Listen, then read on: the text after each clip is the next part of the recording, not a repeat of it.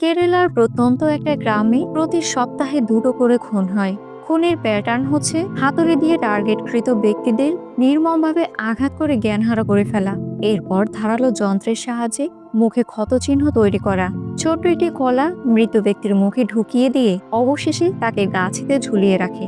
এই সাইকো খুনি টার্গেট শুধুমাত্র বৃদ্ধ বয়স্ক ব্যক্তি। আর এই কিলারের কাছে এক রাতে বাস ড্রাইভার, সুপারভাইজার আর প্রেমিক প্রেমিকা ফেঁসে যায়। একজন সাইকো কিলারের বিরুদ্ধে লড়াই করে এরা সকলে কি বেঁচে ফিরতে পারবে? আজকের নতুন ধাঁচের ডার্ক কমেডিতে ভরপুর এই কাহিনী আপনাকে হাসাবে, ভাবাবে, আবার চমকেও দেবে। জলদি জলদি সাবস্ক্রাইব করে নিন। তো চলুন বেশি কথা না বাড়িয়ে শুরু করা যাক আজকের মুভির এক্সপ্লেনেশন। ১৯৯০ সালের শেষের দিকে ইন্স্যুরেন্স এজেন্ট কুমারকে কলার মাধ্যমে বিষ খাইয়ে মৃত্যুর দিকে ঠেলে দেওয়া হয়েছিল।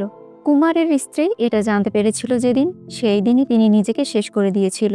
ওই মুহূর্তে তাদের ছেলে সন্তানের বয়স প্রায় ৮ বছর ছিল। আর ছোট বাচ্চাটা, যে কিনা মানসিক একটা প্রেসারে পড়েছিল, সে আজ নিজেকে পরিবর্তন করতে জীবনের ২৫টা বছর লাগিয়ে দিয়েছে। এখন সে সারা দুনিয়ায় ব্যানানা কিলার হিসেবে পরিচিত। পরবর্তীতে গভীর রাতে চিকনা চাকনা সুশীল দেখতে শ্রী কুমার নামের একটি ছেলে ঘন একটি জঙ্গলের মধ্যে চলে আসে। তার হাতে পলিথিন ভর্তি অনেকগুলো কলা রয়েছে। সামনে থাকা ড্রামের উপর থেকে শ্রীকুমার একটা হাতুড়ি নিয়ে সামনে এগিয়ে যায়। চারিপাশটা দেখে মনে হচ্ছিল একটা পোল্ট্রির খামার এটা। মাঝবর্তীতে একটা লোককে বেঁধে রাখা হয়েছে। সাদা সিধে চেহারাটা নিমিষেই সাইকোতে রূপান্তরিত হয়। সামনে থাকা লোকটিকে হাতুড়ি দিয়ে সজোরে আঘাত করে। লোকটি সেখানেই জ্ঞানহারা হয়ে পড়ে। শ্রীকুমার একটা ধারালো অস্ত্র দিয়ে লোকটির মুখ ছিঁড়ে ফেলে, এরপর একটা কলা তার মুখের মধ্যে ঢুকিয়ে দেয়। চারিদিকে এই খবর ব্রেকিং নিউজের মতো ছড়িয়ে পড়েছে। কেরালার মানুষ সকলেই আতঙ্কিত। ২ সপ্তাহে ২ জন মানুষ মারা গিয়েছে। পুলিশও এ বিষয়ে তদন্ত করতে উঠে পড়ে লেগেছে। হিসাব করে দেখা যায় ২০ বছরে প্রায় ৫০০ মানুষ এই সিরিয়াল কিলারের হাতে মারা গিয়েছে। পুরো শহরে এই সিরিয়াল কিলারের ভয়, সকলেই আতঙ্কিত। অন্যদিকে ছেলে আর মা মিলে একসাথে লাল পানি খাচ্ছে। ভাবা যায় কি বন্ডিং। তাদের একমাত্র নাতিন জেসি, যে কিনা বর্তমানে বক্সিং শিখছে।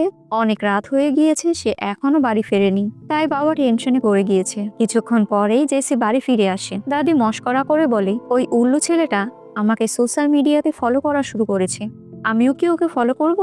জেসি বলে, দাদি নিজেকে সামলাও, আমি ওর সাথে ব্রেকআপ করে ফেলেছি। দাদি বলে, আচ্ছা, তার মানে তো ও শান্তিতে থাকতে পারবে, তাই না? জেসি বলে, আজকাল আপনার নেশার চাহিদা অতিরিক্ত বেড়ে গিয়েছে। এই বলে সুযোগ বুঝে চুমুক মেরে জেসি সেই স্থান থেকে চলে যায়। বাহ, কি সুন্দর ফ্যামিলি। পরবর্তীতে একটা প্রেস মিটিং এ সাংবাদিকরা বলছে, সিরিয়াল কিলার প্রায় বয়স্ক ব্যক্তিদের হত্যা করছে, কিন্তু জানা যাচ্ছে এখন পর্যন্ত এই কেসে কোনো ধরনের তদন্ত করা হচ্ছে না। অফিসার বলে, এসব কথা সম্পূর্ণ মিথ্যে।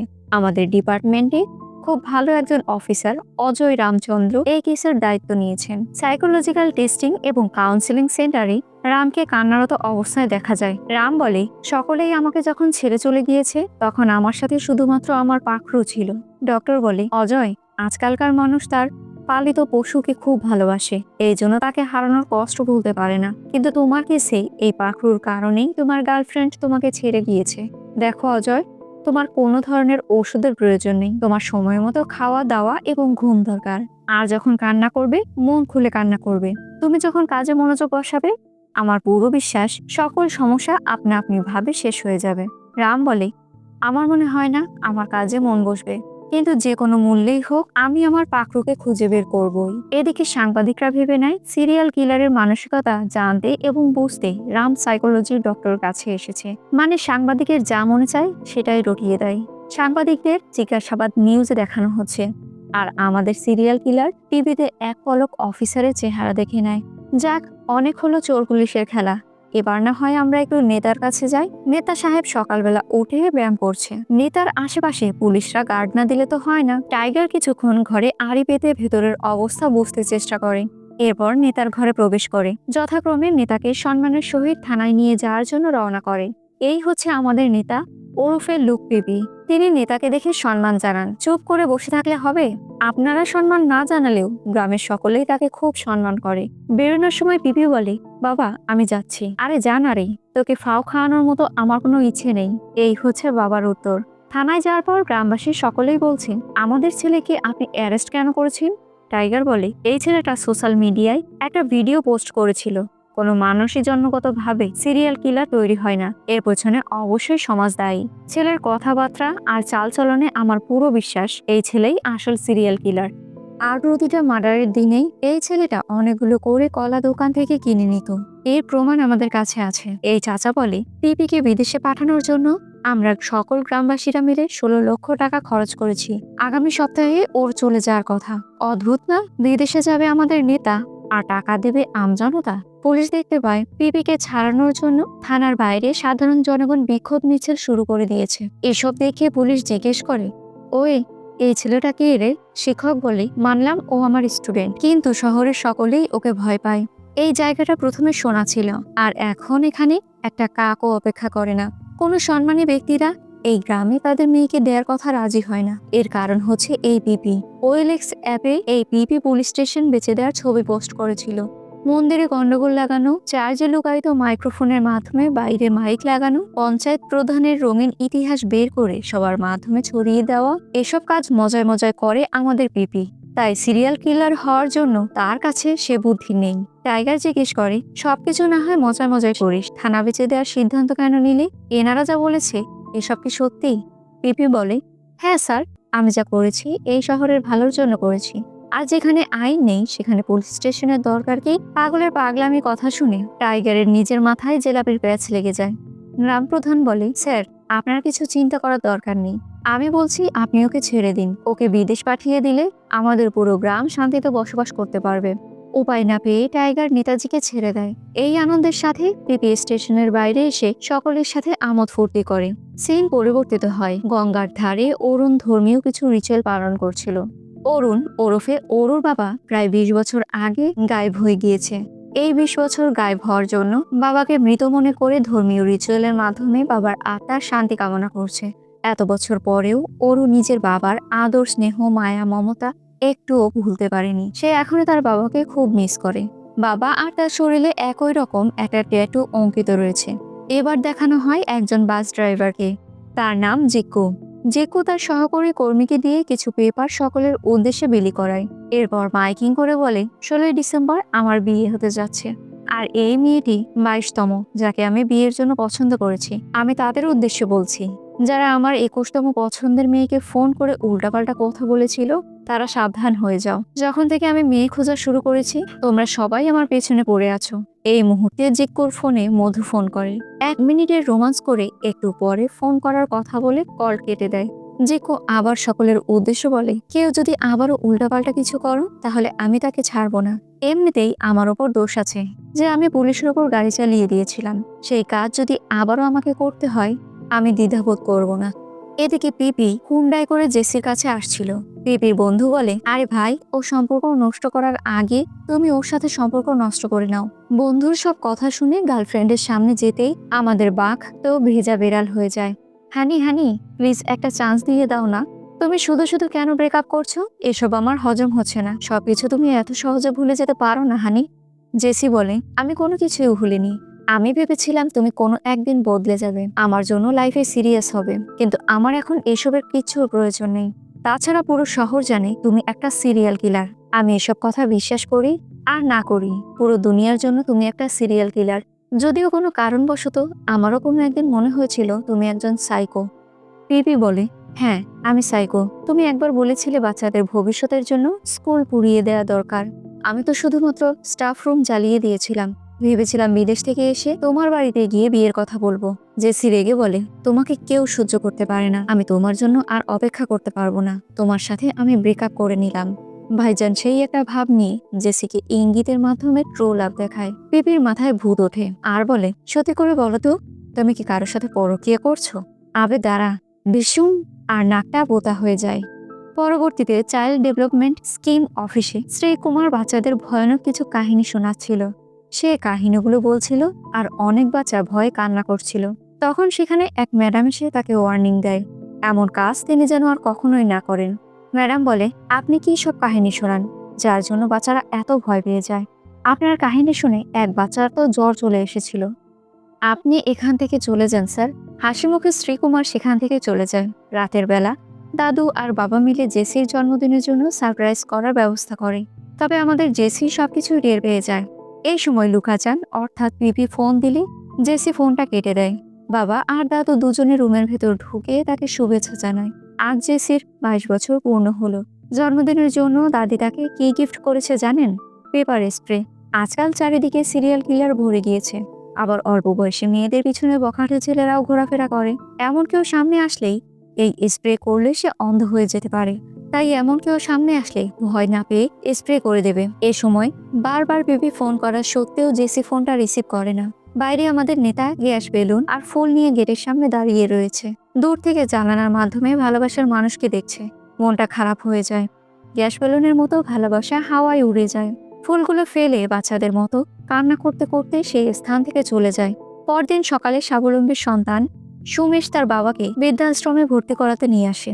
বাবা যদিও ছেলের সাথে থাকতে চায়, কিন্তু ছেলে কিংবা ছেলের বউয়ের বলার কারণে ছেলে বাবাকে বৃদ্ধাশ্রমে রাখার সিদ্ধান্ত নেয়।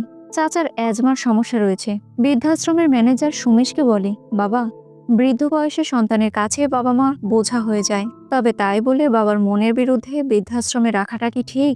তোমাদের মধ্যে কোনো সমস্যা হলে আমাকে নির্দ্বিধায় বলতে পারো, আমি বিষয়টা সমাধান করার চেষ্টা করব। সুমেশ বলে, যদি আপনার ছেলে আপনাকে বৃদ্ধাশ্রমে রেখে যায় নিজ ছেলে বউয়ের সাথে অন্যায় করার জন্য, সেই ব্যাপারে কি আপনি কারোর সাথে কথা বলতেন? কি বুঝতে পেরেছেন? অফিসার ঘুরে দেখে বেটা বুড়ো বয়সের ভীমরতি এখনো যায়নি। চাচা তো রোমিও গিরোই এখানে এসেও শুরু করে দিয়েছে। মোটামুটি সব ক্যারেক্টারের সাথে আমরা পরিচিত হলাম। সিরিয়াল কিলার খুন নিয়ে ব্যস্ত, পুলিশ অফিসার তার কুকুর খোঁজা নিয়ে ব্যস্ত, ওরু তার বাবার চিন্তায় মগ্ন, জেসি স্বাভাবিকভাবে দিন পার করছে। তবে তার মনের মধ্যে এখনো ঘুরে কবে তার দাদুর দেয়া স্প্রেটা কাজে লাগাবে। পিপি জেসির প্রেমে ছ্যাঁকা খেয়ে বাপ্পারাজের মতো প্রেমের সমাধি তৈরি করেছে। যদিও মাঝে সাঝে প্রেমিকের রাগ ভাঙাতে গানওয়ালাকে দিয়ে গান গাইয়ে সে নিজে নাচে। আমাদের ড্রাইভার জিক্কু তার আসন্ন বিয়ের পাত্রের ছবি গাড়ির পাশে লাগিয়ে রাখে। অন্যদিকে কিলার মুমূর্ষ অবস্থায় রোগীকে টেনে হিচড়ে নিয়ে শেষ করে দেয়। আচ্ছা, যার নিজের গায়ে 1 তোলা ওজন নেই, সে এইসব মানুষকে কিভাবে টেনে নিয়ে যায়? পরদিন পুলিশ আসে, তদন্ত শুরু হয়ে যায়। তবে মজার বিষয় হচ্ছে, আমাদের অফিসার এখানে এসেও তার মিসিং হওয়া কুকুরের পোস্টার চারিদিকে লাগাচ্ছে। সাংবাদিকদের সামনে সরকারিভাবে ঘোষণা করা হয়, এই সিরিয়াল কিলারকে ধরিয়ে দিতে পারলে পুরো 10 লাখ টাকা দেয়া হবে। এদিকে শ্রীকুমার পরবর্তীতে কাকে খুন করবে সেই টার্গেট নিয়ে ফেলে। এই কিন্তু আমাদের সেই রোমিও চাচা। গ্রামের সকলেই পিপিকে নিয়ে সিরিয়াল কিলার বলে মজা করতে থাকে। একজন তো জিজ্ঞেস করেই বসে, এরপরে কাকে মারবি রে? পিপি বলে, এরপরে তোর পালা। আমাদের জেসির হাত চুলকাচ্ছে, কখন দাদির দেওয়া পেপার স্প্রেটা কাজে লাগাবে। গভীর রাতে শ্রীকুমার রোমিওর বাড়িতে চলে যায়। তবে গিয়ে দেখে রোমিও বাড়িতে নেই। তার ছেলে বউয়ের সাথে রোমিও গিরি শুরু করেছে। এসব দেখে কিলার লজ্জায় সে স্থান থেকে বেরিয়ে আসে। আর আমাদের রোমিও একদিক দিয়ে ইনহেলার তো অপর দিক দিয়ে আগুন জ্বালাচ্ছে। ক্লিপগুলো আসলে এতটা মজাদার ছিল যে বলে বোঝানোর মতো না। পরবর্তীতে বৃদ্ধাশ্রমে আমাদের সেই কাঙ্ক্ষিত কুকুর রোমিও স্যারের কাছে চলে আসে। কুকুরটি রোমিওর পিছু ছাড়ে না। কুকুরকে মারার জন্য চাচা বিষাক্ত বিস্কিট কুকুরের মুখে দেয়। তবে কুকুর ঘ্রাণ সুখে বুঝে নাই এই বিস্কিটে কোনো গন্ডগোল রয়েছে, তাই সে খায় না। কুকুরের পিছু তাড়ানোর জন্য চাচা দৌড়ে আশ্রমের বাইরে চলে যায়। অনেকটা রাস্তা দৌড়ানোর পর একটা গাড়িতে কুকুরের শেকল আটকে রাখে।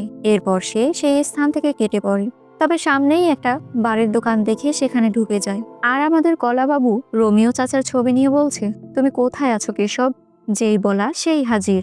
চাচাকে দেখে কলাবাবু তো অবাক হয়ে যায়, সাথে সাথে মুখে মাস্ক পরে নেয়।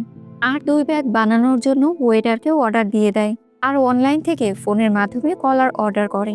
পাগলা পানি খেয়ে চাচা পাগলা রোমিও হয়ে হাতে থাকা গ্লাস টিভির দিকে ছুঁড়ে মারে। অমনি বাড়ির স্টাফরা এসে চাচাকে উড়াধুরা কেলানো শুরু করে। অন্য কারো হাতে তো নিজের পাঠাকে বলি হতে দেবে না, তাই নিজে টাকা দিয়ে সেই স্থান থেকে চাচাকে ছাড়িয়ে নেয়। বার থেকে বেরোলেই ডেলিভারি ম্যান শ্রীকুমারের অর্ডার নিয়ে আসে। শ্রীকুমার প্রোডাক্ট রিসিভ করে। এরপর চাচাকে নিয়ে কিছুটা সামনে গেলেই চাচা বমি করে দেয়। সামনেই দোকানদার শ্রীকুমারকে চাচার ছেলে মনে করে বমির জায়গাটা পরিষ্কার করে দিতে বলেন।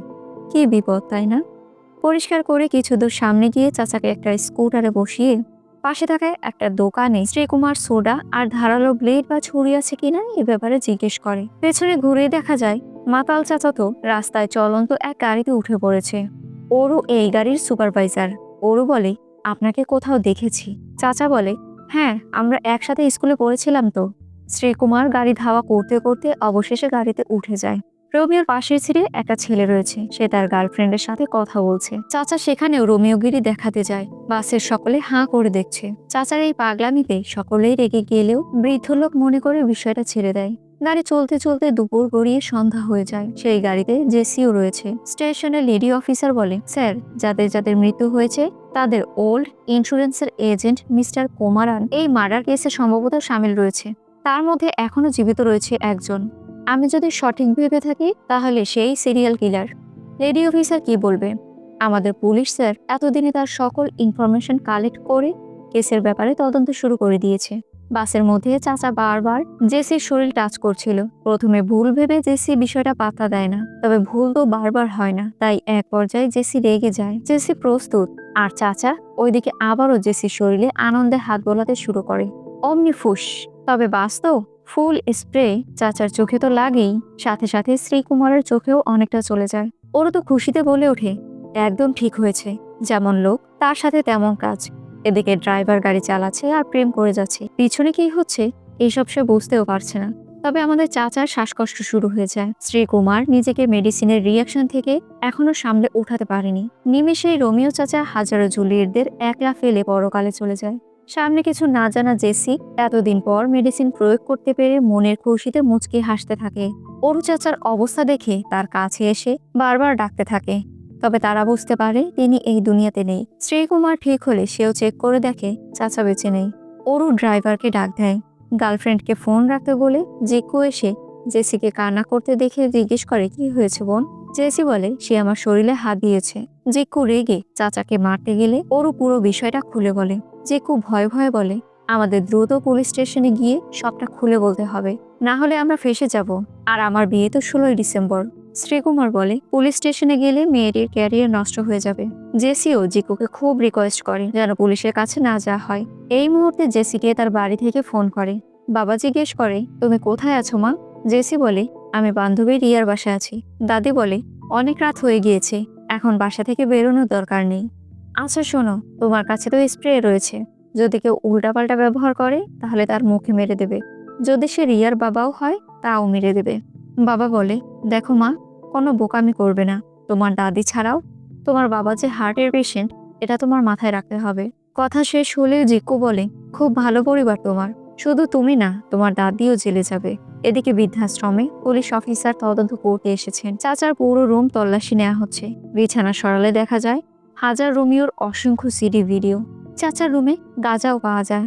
বাসের মধ্যে শ্রীকুমার বলে, চাচাকে পুলিশের কাছে হস্তান্তর করলে শুধু মেয়েটি নয়, আমরাও ফেসে যাব। তাই আমি মনুষ্যত্বের খাতিরে চাচার বডির ব্যবস্থাপনা করে দেব। আর আমার টাকার প্রয়োজন রয়েছে। জেসি বলে, আপনার যত টাকা লাগবে আমি আপনাকে দেব, দয়া করে আমাকে সাহায্য করুন।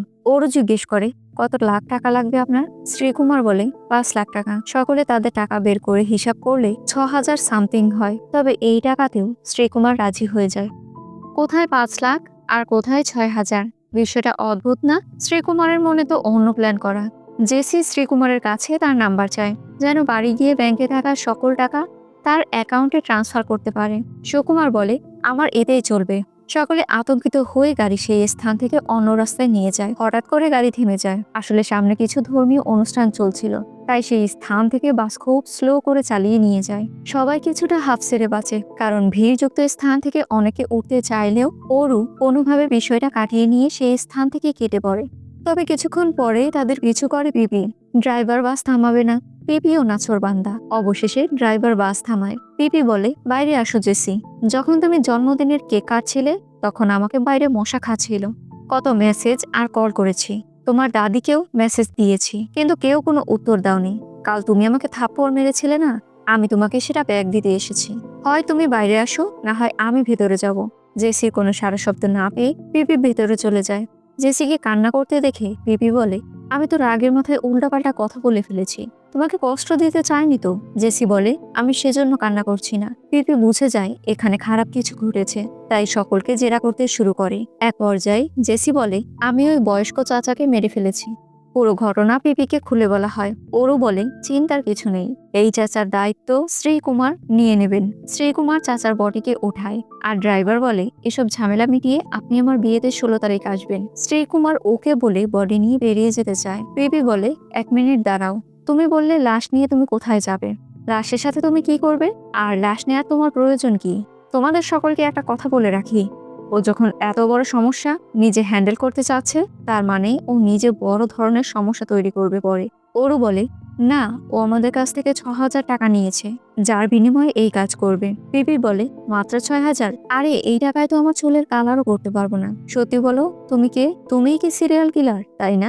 সবাই ভয় পেয়ে যায়। পিপি হেসে বলে ওঠে, এইটুকুতেই ভয় পেয়েছো? আমরা একটা লাশকে কিভাবে ভিতর কাছে ছেড়ে দিতে পারি? যদি লাশের সাথে খারাপ কিছু করার সময় ধরা পড়ে যায়, তখন তো পুরো দোষ আমাদের উপর দিয়ে দিবে। জেকো বলে, আমার কথা শোনো, আমরা পুলিশ স্টেশনে গিয়ে বলতে পারবো মেয়েটি নিজেকে বাঁচানোর জন্য এই কাজটা করেছে। শ্রীকুমার বলে, এসব বললেও মেয়েটিকে সাজা ভোগ করতেই হবে। পিপি পড়ে যায় টেনশনে। ড্রাইভার এক পর্যায়ে তাদের সঙ্গ দিতে না চাইলে পিপি বলে, এখন যদি তুমি পুলিশের কাছে যাও, তাহলে জেসি সাক্ষ্য দেবে তোমার কথা অনুযায়ী জেসি এই কাজ করেছে। এই কথায় সিরিয়াল কিলারও সায় দেয়, কারণ সে তো এমনটাই চায়, লাশ যেন কোনোভাবে পুলিশের কাছে হস্তান্তর না হয়। প্রেমিকে সাহায্য করতে দেখে জেসির প্রেম উতলে ওঠে, অর্থাৎ ব্রেকআপ ফিল আপ হয়ে যায়। যাই হোক, 16 ডিসেম্বরের বিয়ে ঠিক রাখতে জেকো তাদের কথা মতো চলা ছাড়া আর কোনো উপায় নেই। অন্যদিকে অনাথ আশ্রমে কিছু ভিডিও ফুটেজ চেক করে দেখা হয়। সেখানে অফিসার তার ভালোবাসার ছেলেকে পেয়ে যায়। আশ্রমের ম্যানেজার বলে, কুকুরের সাথে চাচার খুব ভালো সম্পর্ক ছিল, তিনি রোজ কুকুরকে বিস্কিট খাওয়াতেন। আমার মনে হয় চাচার সাথে কুকুরটাও কোথাও চলে গিয়েছে। চাচার যা খুশি তা হোক, তাতে কিন্তু সমস্যা নেই, তবে যেহেতু পাখরও সাথে আছে, সেহেতু তদন্ত খুব ভালো করে হতেই হবে। বাসের মধ্যে দেখা যায় মৃত লাশকে নিয়ে নানা ধরনের কথা হচ্ছে। শ্রীকুমার বলে, আমি একটা কথা বলবো, আমরা ওই সিরিয়াল কিলারের মতো লাশের মুখে কলা ঢুকিয়ে মুখে দাগ কেটে ফাঁসিতে ঝুলিয়ে দিই, তাহলে সম্পূর্ণ ক্রেডিট তো সিরিয়াল কিলারের হয়ে যাবে। তবে এই আইডিয়া পিপি পছন্দ হয় না, তাই তারা লাশকে নিয়ে চার্জে চলে যায়। এরপর ঘন জঙ্গল পেরিয়ে ওয়াল টপকে মরা মানুষকে আবারও মৃত্যু দেয়া হয়। ছবি দেখেও নিশ্চয়ই বুঝতেই পেরেছেন আমি কি বলেছি। ঝুলে থাকা লাশকে ছুটানোর জন্য সকলে চেষ্টা করছে, তবে সামনেই ভয়ঙ্কর আওয়াজ শোনা যায়। সকলেই ভয় পেয়ে যায়। দেখা যায় সেখানে ভূত রয়েছে, কিন্তু না, এটা ছিল শুটিং। বেশ কিছুক্ষণ সকলেই অপেক্ষা করে। অনেকক্ষণ পর শুটিং এর কাজ শেষ হয়ে গেলে সকলেই চাচাকে দাফনের জন্য প্রস্তুতি নিতে শুরু করে। তবে আমাদের শ্রীকুমার সকলের চোখের আড়ালে মোবাইলে ছবি তুলতে শুরু করে। আমাদের পিপি বলে, এখানে এসেও সেলফি নাও, আগে আমাদের সাহায্য করো। এরপর সকলে মিলে একটা কবরের কফিন খুলে দেখে তার মধ্যে মালায়ালাম ইন্ডাস্ট্রিজের একজন সুপারস্টারের বডি ছিল। তাই তো চাচার বডি কফিনের উপরে রাখতে যাওয়ার সময় উপর থেকে ঠাস করে পড়ে যায়, গেঞ্জি ছিঁড়ে যায়। অন্ধকার জায়গা, ওরও কি যেন একটা মনে করে চাচার দিকে তাকায়। এই মুহূর্তে জেসির হাতে থাকা ফোনের টর্চের আলোয় চাচার শরীর দেখা যাচ্ছিল, আর ঠিক সেই একই ট্যাটু। অরূপ বারবার নিজের ট্যাটুর সাথে চাচার ট্যাটু মিলিয়ে দেখছিল। অবশেষে বুঝতে পারে এই তার বাবা। এক লাফে কবরে ঢুকে পড়ে। এরপর বাবাকে কোলে তুলে জড়িয়ে ধরে কান্না করে বলে, বাবা, আপনি আমাকে ছেড়ে কোথায় চলে গিয়েছিলেন? কত খুঁজেছি আপনাকে, শেষমেশ কিনা এইভাবে আপনার সাথে দেখা হলো। অতীতে দেখা যায় ওর মা মারা গিয়েছে। কিছুদিন পর বাবা তাকে নিয়ে ভিন্ন শহরে চলে যায়। একদিন বাবা ছেলে দুজনে মিলে শরীরে ট্যাটু আঁকায়। এরপর সমুদ্রের সৌন্দর্য দুজনে উপভোগ করে। ওরও পানি পান করতে চাইলে বাবা খাবার পানি আনতে যায়, এরপর আর ফিরে আসে না। এসব ভাবতে ভাবতে ওরও কান্না করছে। পিপি চাচার জামার পকেট থেকে একটা সিগারেট পায়। সুস্বাদু খাবার হাতের কাছে পেয়েছে, টেস্ট না করলে তো আর হয় না, তাই পিপি টান মারা শুরু করেন। কিছুক্ষণ পরেই বোঝা যায় এই সিগারেটের মধ্যে নেশা জাতীয় কিছুর মিশ্রণ ছিল, যার জন্য পিপি অনেকটা নেশাগ্রস্ত হয়ে গিয়েছে। যাই হোক, সকলে চাচার দাফনের ব্যবস্থা শুরু করে। ওরও বলে, ছেলে হওয়ার জন্য সকল নিয়ম মেনে আমার বাবার অন্তিম সংস্কার করব আমি। এই কথায় সবার হুঁশ উড়ে যায়। তারপরও কোনো মতে মেনে লাশকে নিয়ে গাড়িতে উঠে এরপর তারা রওনা করে। আশ্রমের ম্যানেজার চাচার নিখোঁজ হওয়ার খবর তার সন্তানকে দেয়। গাড়ির মধ্যে জেকো বলে, আমরা কোথায় যাব অরু? অরু বলে, বাবার সমুদ্র খুব পছন্দ, সামনে বিষমপুর আছে, সেখানে চলো। শ্রীকুমার এবার রেগে বলে, তোমরা নিজেরাই যদি সবকিছু ঠিক করবে, তাহলে এখানে আমার বসে থাকার মানে কি? বিষমপুরম ছেড়ে দাও, আমরা এখন কোথাও যাব না, বডি আমাকে দিয়ে দাও, তোমরা এখান থেকে চলে যাও। আমাদের নেশারও পিপি হেসে বলে, তুমি যেভাবে কথা বলছো মনে হচ্ছে যেন তুমি সিরিয়াল কিলার, তাও সাধারণ সিরিয়াল কিলার নাও, ব্যানানা কিলার। এই কথায় সকলে হেসে ওঠে। একদিকে ডাক্তার বলছে, অপরদিকে সিরিয়াল কিলার তার হাতুড়ি বের করছে। ডক্টর বলে, এত নির্দয়ভাবে আগে কখনো কোনো সিরিয়াল কিলারকে মানুষ মারতে দেখিনি। আমরা যা ভেবেছি তার থেকেও সিরিয়াল কিলার আরো ভয়ানক। চোখের পলকে সিরিয়াল কিলার হাতুড়ি দিয়ে বাসে সজোরে আঘাত করে। শ্রীকুমার বলে, আমি সিরিয়াল কিলার, আমার কথা না শুনলে তোমাদের সকলকে মেরে ফেলবো। এই মুহূর্তে গাড়ির সামনে অন্য একটি গাড়ি এসে থামায়। সেই ড্রাইভার জিকোর কাছে হেল্প চায়। আজকে চিলড্রেন্স ডে, তাই বাচ্চাদের নির্দিষ্ট একটা অনুষ্ঠান শেষ করে বাড়ি ফিরছিল তারা। মাঝপথে গাড়ি নষ্ট হয়ে যায়, এই জন্যই জিকোর কাছে তারা হেল্প চাচ্ছে। না চাইতেও তারা সকলেই এই বাসে উঠে পড়ে। তবে এরা সবাই তো শ্রীকুমারের পরিচিত। একটা বাচ্চা শ্রীকুমারকে বলে, সেই দিন যে হাতুড়ি দিয়ে একটা গল্প বলেছিলে না, আজকে এমন একটা গল্প শোনান না। শ্রীকুমার এনিয়ে বিনিয়ে আজকের ঘটনা বলতে শুরু করে। গল্প শেষ হতে না হতে গাড়ি বাস স্টপে চলে আসে। সকল গার্ডিয়ান তার বাচ্চাদের নিয়ে যায়। শ্রীকুমার তার হাতে হাতুড়ি নিয়ে বলে, লাশকে আমার কাছে দিয়ে তোমরা এখান থেকে চলে যাও। আর অরু, ইমোশনাল হয়ে না, তুমি আধা ঘন্টা আগেই তোমার বাবার সাথে সাক্ষাৎকার করেছো। তোমাদের কি মনে হয় তোমাদের আমি মারতে পারবো না?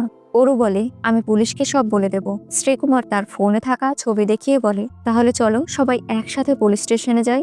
অরু বলে, তোমার যা করার করো, আমাকে মেরে ফেলার পর আমার বাবার লাশকে নিয়ে যেতে পারবে, এর আগে না। জিক্কু বলে, তুমি কিলারকে বুঝাতে থাকো, আমি এখান থেকে যাচ্ছি, গ্রামবাসীকে সাথে নিয়ে ফিরবো। গাড়ি থেকে বেরোলেই সামনে পুলিশকে দেখতে পায়। নানা জিজ্ঞাসাবাদের পরে টাইগার কেশবের ছবি দেখিয়ে জিজ্ঞেস করে, একে তোমরা কোথাও দেখেছো? সকলে অস্বীকার করে। এসব কথা বলতে বলতে হঠাৎ করে জেসি খেয়াল করে সিরিয়াল কিলার চাচাকে নিয়ে পালিয়ে গিয়েছে। ওরু কান্নায় ভেঙে পড়ে। পিপি গিয়ে বলে, পুলিশ যখন লাশ পাবে তখন তুমি তোমার বাবাকে দেখতে পারবে, কিন্তু তার আগে আমাদের তোমার বাবাকে খুঁজে বের করতে হবে, কারণ আমার জ্যাকেট নিয়ে তোমার বাবাকে পরিয়ে সিরিয়াল কিলার তাকে নিয়ে চলে গিয়েছে, আর সেই জ্যাকেটে আমার ছবি রয়েছে। কিলার তো খুন করে চলে যাবে, তবে ফেসে যাব আমরা। সকলেই পিপির ওপর রেগে যায়। জেসি বলে, তোমার জন্যই এই বিষয়টা এত দূর এসেছে। তুমি সবসময় মানুষের দুশ্চিন্তার কারণ হও। তুমি কি কখনো কারো কাজে আসবে না? জেসির কথায় কষ্ট পেয়ে পিপি দূরে গিয়ে বসে। পিপি বলে, যখনই মানুষকে সাহায্য করতে গিয়েছি কোনো না কোনো ঝামেলা হয়েছে। সবসময় সকলেই আমার বিরুদ্ধে চলে যায়। এই বিপদে আমি জেসিকে সাহায্য করতে চেয়েছিলাম। আমি যাই করতে চাই সবসময় ভুলটাই হয়। অন্যদিকে টাইগার জিজ্ঞাসাবাদের এক পর্যায়ে বাচ্চার গার্ডিয়ানের কাছে ছবি দেখিয়ে জিজ্ঞেস করে, তবে বাচ্চা তাকে চিনে ফেলে আর সাথে সাথে বলে তার পাশে হলুদ চুলের একজন ব্যক্তি ছিল। পুলিশ সন্দেহবশত পিপির ছবি দেখায়। বাচ্চা হ্যাঁ বলে। পুলিশের সন্দেহ পিপির ওপর আরো গভীর হয়ে যায়। এদিকে জিকো বলে, যা হয়ে গিয়েছে তা নিয়ে ভাবা বন্ধ করো, সামনে কি করবে সেই নিয়ে চিন্তা করো। এই সময় পিপির ফোনে তার বন্ধুর ভয়েস SMS আসে। জানা যায় চারিদিকে পুলিশ ফোর্স সিরিয়াল কিলার ভেবে পিপিকে খুঁজে বেড়াচ্ছে। সবাই সবার ফোন চেক করলে দেখতে পায় পিপিকে ধরিয়ে দিতে পারলে পুরস্কার হিসেবে 10 লাখ টাকা দেয়া হবে। পিপি কান্নায় ভেঙে পড়ে। অনেক চিন্তা ভাবনার পর পিপি বলে, বাঁচতে হলে আমাকে পুলিশের কাছে সত্যিটা বলতে হবে, তবে আমি তা বলবো না। কাউকে না কাউকে তো স্যারেন্ডার করতেই হবে, কমসে কম এই সময় স্যারেন্ডার করে জেসির কাজে তো আসতে পারবো। জেসি বলে, রাগের মাথায় অনেক উল্টাপাল্টা কথা বলে ফেলেছি, তুমি আমার কথায় কষ্ট পেও না, আমি পুলিশকে সব সত্যিটা বলে দেব। পিপি বলে, জেসি আমার কথা শোনো। জিক্কু ভাই, আপনি ওকে নিয়ে যান, সাবধানে বাড়িতে পৌঁছে দিয়ে আসেন। জেসি তুমি চলে যাও, আমার সাজা শেষ না হওয়া পর্যন্ত আমার জন্য অপেক্ষা করো। কোনো মতে বুঝিয়ে জেসি সহ সেখানে সকলকে পাঠিয়ে দেওয়া হয়। পিপি একা বসে রয়েছে। এই মুহূর্তে সেই স্থানে সেই কুকুর চলে আসে, যার হারানোর বিজ্ঞপ্তি পিপি দেখে অফিসার রামকে ফোন করে বিষয়টা জানিয়ে দেয়। কিছুক্ষণের মধ্যে সেই সিনেমার শুটিং এর লোকেরা চলে আসে। তারা ড্রোনের মাধ্যমে শুটিং শুরু করে। এক পর্যায়ে পিপি ড্রোনের ভিডিওতে শ্রীকুমারকে দেখতে পায়। সাথে সাথে এই নিউজ জিক্কু আর জেসিকে ফোন করে জানিয়ে দেয়। তবে ডিটেলসে বলার আগে সেখানকার লোকেরা ওয়ান্টেড নিউজ দেখে তাকে আটকে ফেলে। সেখানে পুলিশ অফিসারও চলে আসে। সকলেই পিপিকে নিয়ে টানা হেঁচড়া করে। নিজের প্রাণ বাঁচাতে অবশেষে পিপি কুকুরটিকে মেরে ফেলার ভয় দেখায়। রাম নিজের কুকুরকে বাঁচাতে সকলকে শান্ত হতে বলে। পিপি তার সাথে করে গাড়ি স্টার্ট দিয়ে কুকুরটিকে নিয়ে চলে যায় এবং ড্রোনে দেখানো সেই স্থানে চলে আসে। শ্রীকুমার মৃত চাচার শরীরে আঘাত করতেই যাবে, এই মুহূর্তে পিপি চলে আসে। হিরোর মতো এন্ট্রি নিয়ে ভাব দেখাতে গেলে সাইকো শ্রীকুমার পিপিকে আচ্ছা মতো ধুলাই করে। এরপর রশিতে ঝুলিয়ে তাকে শেষ করতে চায়। তবে ততক্ষণে জিক্কুর গাড়ি সেখানে চলে এসেছে। সকলে সাইকো শ্রীকুমারকে আটকানোর চেষ্টা করে, কিন্তু কেউ তার সাথে পেরে উঠছিল না। এদিকে জেসি তার প্রেমিককে বাঁচিয়ে ভালোবাসার আলিঙ্গনে জড়িয়ে ধরে। নিচে বাকি সবার অবস্থা যে টাইট হয়ে যাচ্ছে সে বিষয়টা তারা খেয়াল করে না। শ্রীকুমার তো জিক্কুর ফিউজ উড়িয়ে দেয়। আরে ভাই, বিয়েতে তোকে দাওয়াত দিল না, তাই তুই এমন কাজটা করলি? দুই ড্রাইভার হার মেনে যায়। তখন আমাদের বক্সিং চ্যাম্পিয়ন জেসি চলে আসে, তবে যেই ভাব দেখায় তার কানাকড়িও পারে না। শ্রীকুমার জেসিকে এক নাগাড়ে চড়াতে শুরু করে। জেসি একটা মুচকি হাসি দিয়ে শ্রীকুমারের মুখে স্প্রে করে দেয়। পিপি দৌড়ে এসে শ্রীকুমারকে সজোরে একটা লাথি মারে। এরপর তাকে বেঁধে ফেলা হয়। শ্রীকুমারের পকেটে থাকা গোলাপ নিয়ে পিপি জেসিকে বিয়ের অফার করে। আহা কি প্রেম! সকলে এক পর্যায়ে সিদ্ধান্ত নেয় চাচার অন্তিম সংস্কার এখানেই করবে। সকলেই ব্যবস্থাপনা শুরু করে। এরপর সকল নিয়ম নীতি মেনে চাচার অন্তিম সংস্কার করা হয়। তারা সকলে গাড়ি নিয়ে বেরিয়ে পড়ে। কিছুক্ষণ পর শ্রীকুমার নিজেকে ছাড়িয়ে ফেলে। সেই জ্বলন্ত কাঠের মধ্য থেকে বডিটি টেনে বের করে। একটি বস্তা দিয়ে বডির আগুন নেভায়। শেষে বডি নিয়ে যাওয়ার পথে সামনে তাকালেই দেখতে পায় পিপি, চিকু, পুলিশ অফিসার সহ সকলেই সেখানে উপস্থিত। দুই ভাই বাবা বলে ডাক দেয়। পুলিশরা শ্রীকুমারকে ধরতে চায়। শ্রীকুমারের রহস্যজনক তাকানো দিয়ে আজকের এই কাহিনী শেষ হয়। সো ভিউয়ার্স, ভিডিওটি কেমন লাগলো? ভালো লাগলে লাইক, কমেন্ট, শেয়ার এবং সাবস্ক্রাইব করবেন। আর এতক্ষণ আমার সাথে থাকার জন্য অসংখ্য ধন্যবাদ।